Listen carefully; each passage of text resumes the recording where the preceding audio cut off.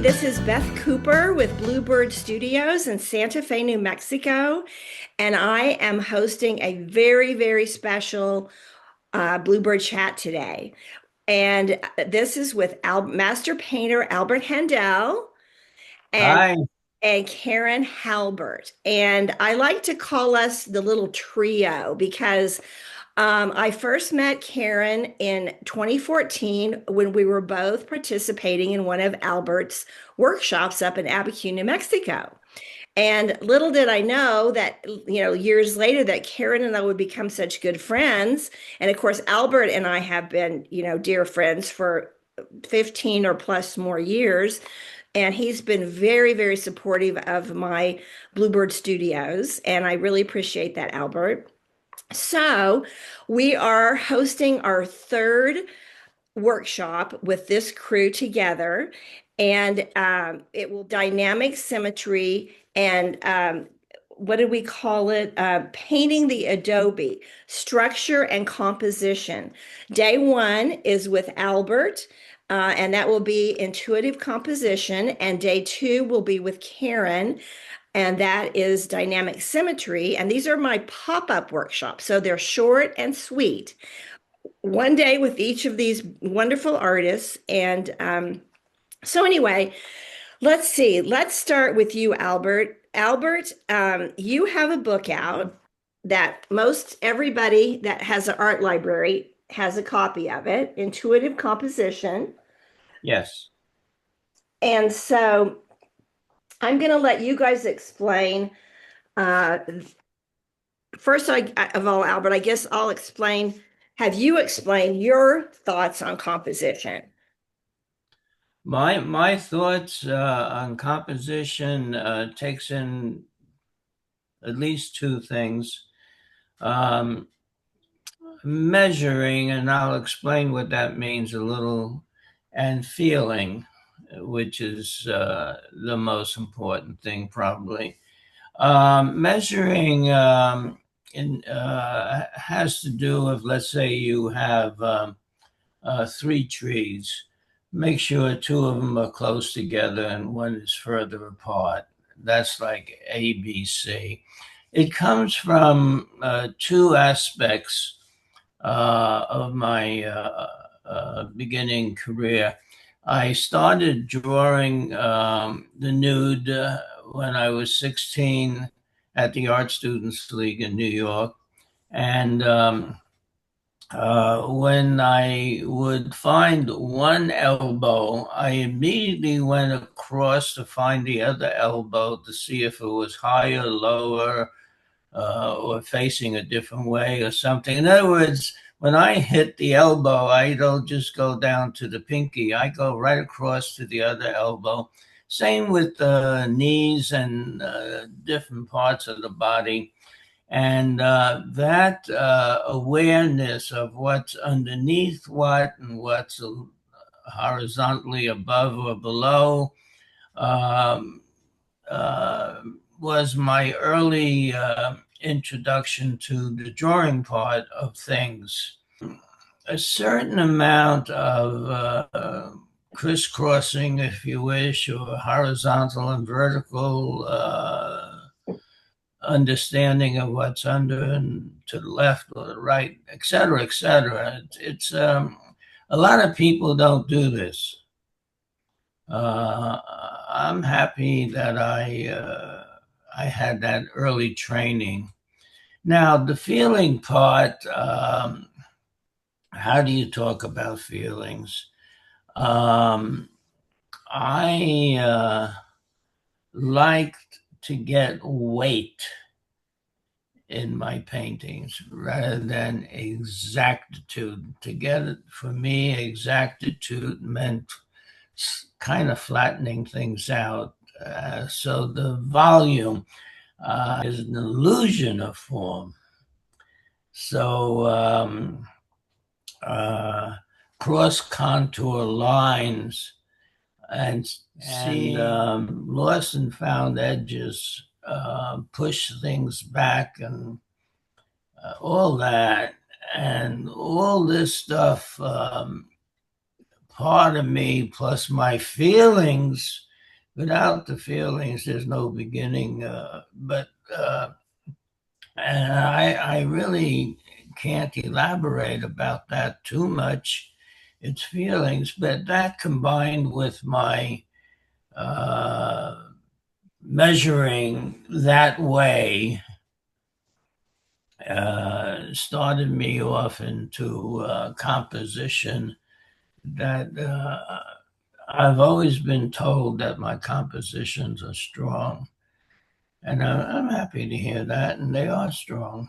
Yeah. Uh, Well, Karen will be showing a lot of Albert's artwork with grids on them. So you'll see how a master intuitive artist just knows how to compose, which is interesting. And then I'm going through your book, Albert. The first chapter is seeing composition, um, perception, and personal vision, which I think maybe goes in with what you were talking about, the feeling, um, simplicity and harmony. And then you go into part two of your book is the elements of composition: shapes, patterns, planes, positive and negative shapes.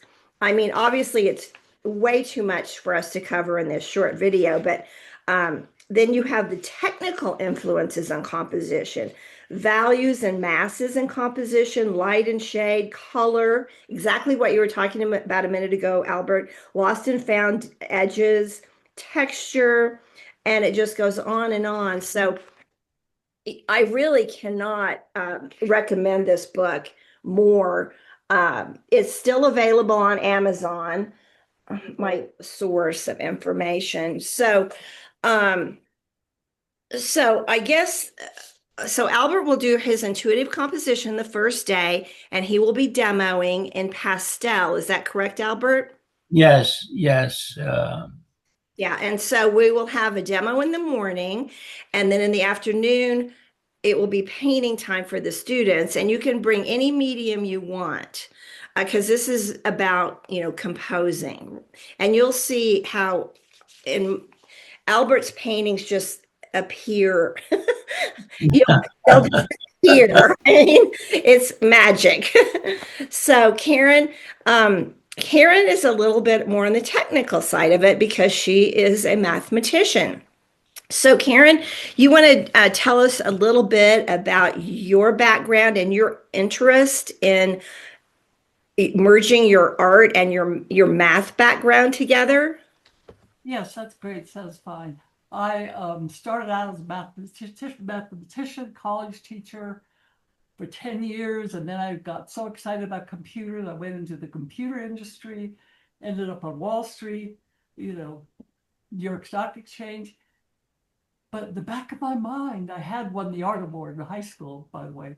In the back of my mind, I wanted to do art. And after 9/11, I started painting. And I started painting for hours after work every day, and I decided to retire. No, it's just about that time. So I retired to Woodstock. And lo and behold, I came across this book. Yes, yes. You guys have that Woodstock connection. I remember that now. Yeah. And Albert had lived in Woodstock and then he moved to Santa Fe. And I said, oh, Santa Fe, that sounds exciting. So we came out to Santa Fe. We ended up moving here a year later or so. So that's the connection with Albert. But there's even a connection before then. I think I met him in a former life. There's such a connection between us later. Now, I think of what I was listening to what Albert said. I've jotted down a few notes about measurement. Well, when I started painting, I said, get that left brain out of it. I'm going to just start painting. I'm going to start putting paint on the canvas. Well, that didn't work too well. But I found that people were using terms like measurement. And I said, oh, well, maybe I should measure. Maybe I do want to do that. Maybe I should estimate, if nothing else. So I started thinking about the mathematical underpinnings of art, which is what I love. Let's go forward a little bit to that workshop in Abiquiu, or maybe it was another one around that time, a mentoring workshop that I took with Albert. And he had us write in a bio. And I wrote down, well, I really am thinking about how I want to combine math and art because I love both. They're both my passion. And I said, oh, I'm interested in Mandelbrot series and chaos theory and all kinds of things and dynamic symmetry. And Albert said, dynamic symmetry, that's what artists want to know about. So I started really investigating and studying. I have piles of books here about dynamic symmetry. I started studying and doing things like taking Albert's paintings and applying grids to them. This is just this grids I'm going to hand out to everybody. The various grids. They're all dynamic symmetry, but various proportions. And proportion is so important. Yeah, it really is. One of the chapters is proportional relationships. And Albert said that's very important, and I agree. And I'm so lucky to be in Santa Fe. The artists We here are. are great friends, and we meet every week in Beth's studio and just paint and have a great time. But we talk about things, and I'm listening to everybody. And people they don't look at things the way I do, or the way Albert does even. They don't measure in the same way. What does it mean to say something has an aspect ratio of 1.3333? Then I lose everybody. Yeah. Yeah. Yeah. So Yeah. talk about it because it's very important. The diagonal of a rectangle is so important. The proportions are important. As Albert said, he likes to do solid paintings. And for him, I think that means a little bit more almost square-like. And you'll see that a lot of his panels are not squares. He doesn't do exactly squares, but they're close, they're like 5 to 6. Anyway, it's the kind of thing we'll talk about. Now, one exciting thing I've been doing, and I think I've shown the women, primarily women, every once in a while a guy comes to the class. This new thing I've made. You can't see it, so I can take it out. Let me zoom in on you, Karen, so we can see it closer. Okay. These are grids. You Yeah. can't see. So that's a dynamic symmetry grid. And it fits a telephone. Oh, sorry. It fits a phone. That is so cool. Because So we all use our phones when we're out planning our painting, or even if we just have images we've taken and we come back into the studio, we all use our phones. that's right. And I think maybe not everybody does, but I'm going to find out the people who are coming to the workshop, how many use their phones to take photographs, to look through the viewer while they're looking at the scene. And if they're using it, we'll talk. So I have this. Yes, yes. And the Gorilla Painter makes that other one too. Do you have that there? Yeah, so you can just put something behind it Yeah. and fit. If it's full square. We all use that out in the field. But then now you're going to put a dynamic symmetry grid behind it. Very neat. Okay, I love that. I And think one thing I need to kind of, oh, I'm sorry, my dog's barking. I need to uh, stress in this workshop is that this is not an algebra class. This is not a trigonometry class. It could be considered a little mini geometry class. there's a lot of geometry in it. Yeah. Yeah. But you're not going to be doing formulas and calculations. I mean, this No. is kind of like I don't even want to even know if this is very accurate, but kind of like composing for dummies, which I'm talking about myself, okay? Because I am not a math person any way, shape, or form, but I have started using her grids to compose. I mean, Albert does not use the grids. He doesn't need to. He's been painting for how Right. many? Well, So a couple of years ago, intuitively gets the concept. Exactly. And so Most of us need help. a lot of us intuitively get it. So, but I want to show everybody this. A couple of years ago, when Karen did a workshop, she took some of the students' paintings and put them on grids.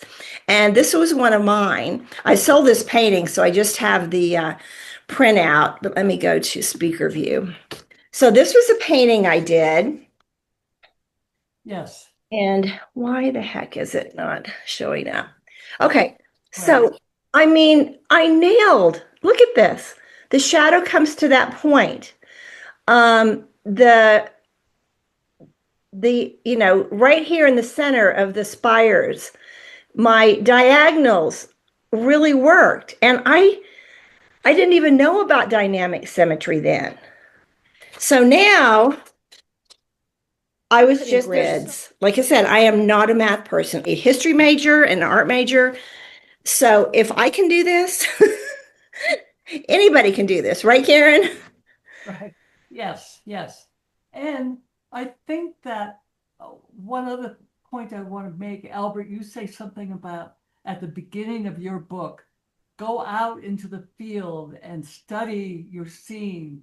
Paint in your imagination or with your hand without a paintbrush. Just feel the subject. And I'm saying we will try just to feel the proportions, to feel the angles, and feel what works right and what in terms of the different grids. And I I would think, like to add something to what I would do when I went out without paints.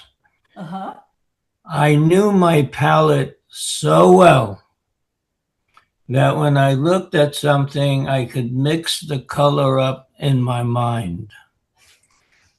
They told me this was very zen or something, which fine, but I believe in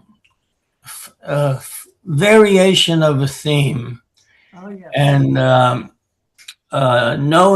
knowing your palette. With the oils, you can know your palette. With the pastels, it's impossible. And I used to go out there and paint for 2 hours.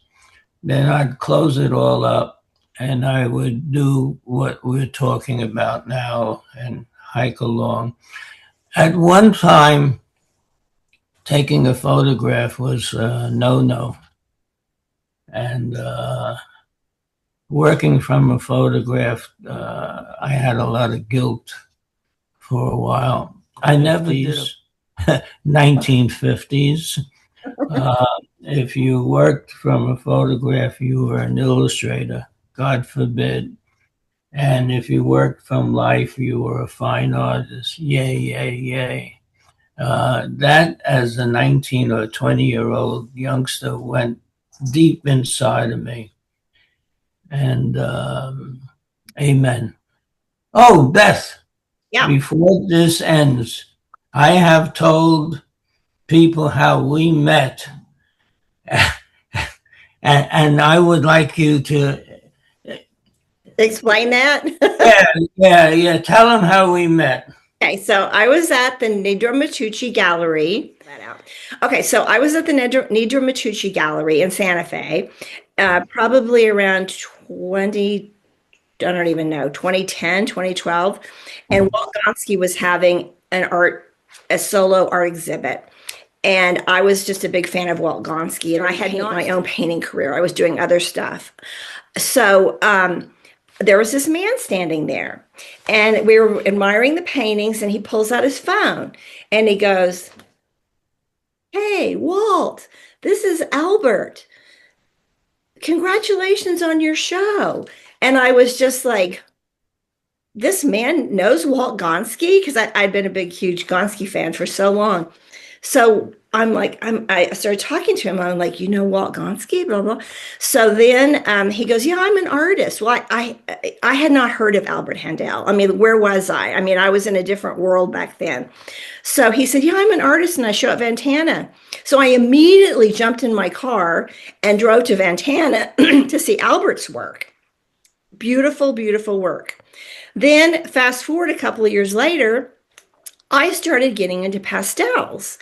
And I'm going, and then one day I opened my top desk drawer and I'm going through all these business cards I had collected. And by that time, I had started taking workshops, and every single workshop I took, which I took so many workshops because I lived in Denver near Terry Ludwig's workshop. Um, Everybody said, you got to study with Albert Handell. Albert Handell. Every single workshop, Albert came up. So as I'm going through my cards, this is like 2 or 3 years after I met Albert, I have a card and it says Albert Handell. I'm like, wait a minute. Was that the Albert had? I didn't put two and two together. It was like I had a light bulb moment. And I'm like, oh my gosh. So then I started taking workshops with Albert. And then I think my second or third workshop is when I met Karen. So I just love these connections we have, and they all have something in common, and that's Santa Fe, right? Yeah, yeah, yeah. City taking photographs of Adobes in the city, and including your house, by the way, Beth. Oh, And it's so wonderful. Anybody who comes to Santa Fe to a workshop should just look around at all the beautiful Adobes and think about painting them. That's what's exciting about this workshop, I think. yeah. I think we need to stress that. Go ahead, Albert. I just finished this painting. Yes, look at Yeah, that. it's beautiful. We'll take a better photo of it and you can use it for your purposes. Yeah, But the first time I saw those Adobes, I was sold. Yes. I gave a workshop in Rio Doso. Carrizo Lodge doesn't exist anymore. And I did that so I can get up to see Santa Fe and Taos. And that afternoon, when I was sitting on Canyon Road having a cup of coffee, I was sold. The light is unimaginably beautiful, and the color of the Adobe works so well in the dark greens of summer and the moody mauves of winter. It's a blessing. yeah. I was sold. Well, and that's what we're going to be focusing on in this workshop. This workshop is about painting the Adobe structure, which Albert is the master. I own several of Albert's paintings, and I will have them down there. The glowing Adobe at the golden hour, to me, that's just the Handel classic. Well, besides your trees, Albert, but it's the Adobe that I like too. Um, and and Karen, you know that how the Adobe can fit into your process, right? Well, I'm certainly learning about it. Well, so the You'll see how Albert analyzes many of his paintings, and it's with measurement and distance, vertical, horizontal, diagonal, halfway, one quarter way. It's very interesting to see Yeah. how you get. I mean, that's a painting. That's not just a photograph. I mean, it's not a photograph. It's a painting where you really just.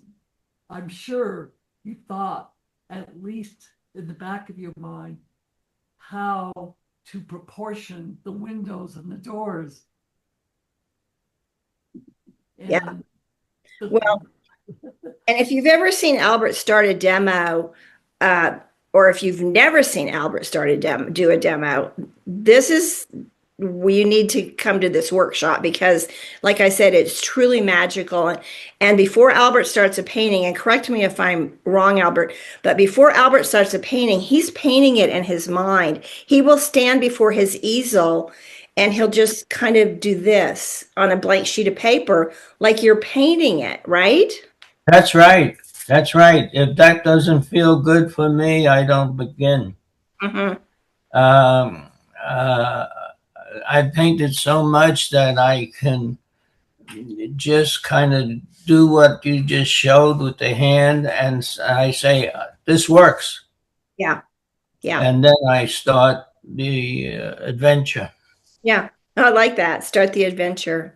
Yeah, Okay. oh, it's an adventure. Okay, well, I think that's a good place for us to end. It's just going to be a great workshop. It's like I said, it's my pop-up, so they're short and sweet. One day with Albert, one day with Karen, one day will be right brain, and one day will be left brain. If you take them both together and you register, you get 10% off.